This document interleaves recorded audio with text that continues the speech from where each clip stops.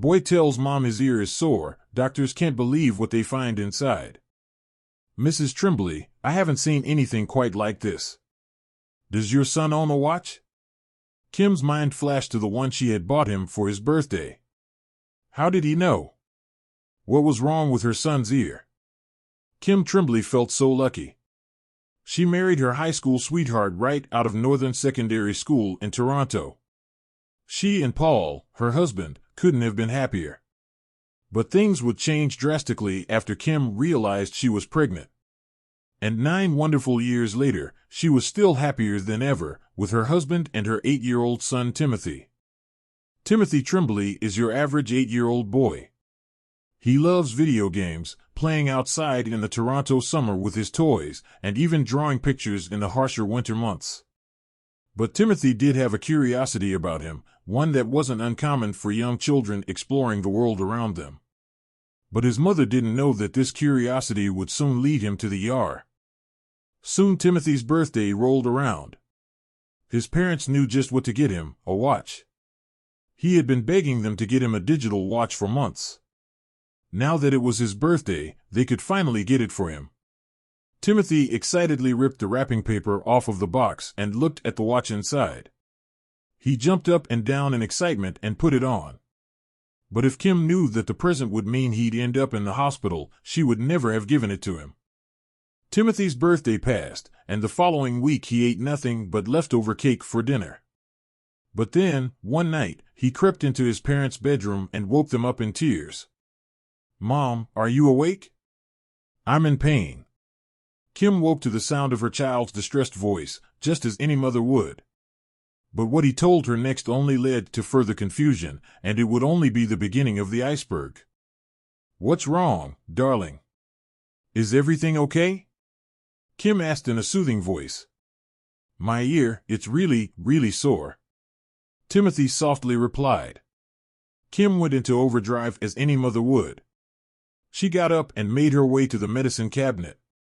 She gave her son some medication to help with the pain and let him sleep in the bed between them. But things wouldn't fix themselves as easily as she'd hoped. The next morning, Kim woke up with Timothy still in her bed. Her husband had gone for his morning run, so she decided to go downstairs and make breakfast. But just as she was about to put the stove on, she heard Timothy crying. He came down the stairs, still complaining about the pain in his left ear. She now knew that it might have been more serious than she played it off to be the previous night. Kim knew she had to act if she wanted to help her son. Ear pain is no joke, and if it was serious, then he could end up losing some or all of his hearing in that ear. Kim felt obligated to make sure her child was safe and protected.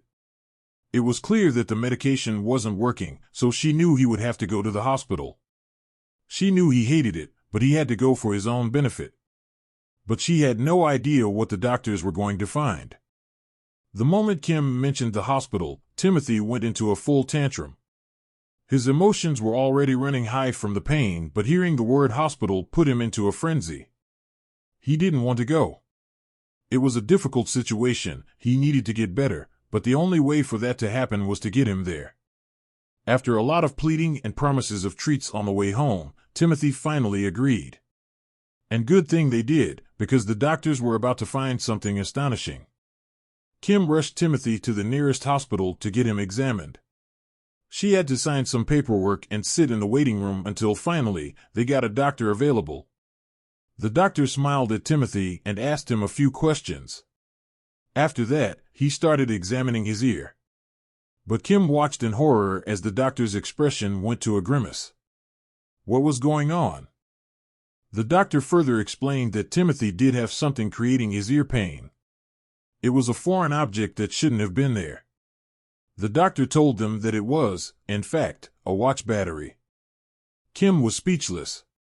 She couldn't believe that it had been a battery from the watch she got him for his birthday. She needed an explanation. "Timothy, why did you do that?" she asked in confusion. He replied, "I was experimenting. I thought that if I used batteries on myself, I'd get more energy." Kim couldn't help but laugh. Kids will always be kids, she thought. "Well, I hope you learned a valuable lesson, mister." But now, it was time to get him treated. The doctor told Kim that it wasn't too serious as long as they extracted the battery right away. If it sat in his ear for another week, it could cause him serious harm, though. They prepped a room with the tools they'd need and got to work. Kim sat nervously outside. She just hoped that there were no complications. After waiting for 45 minutes, the doctor said she could come back in. Kim entered the room as the doctors finished up. Timothy excitedly showed his mother his souvenir. It was the battery in a clear container. As an 8-year-old, he didn't know any better about putting foreign objects in his ear. Kim just hoped the souvenir would be a constant reminder of the dangers of putting things where they don't belong. At least this time, everything worked out.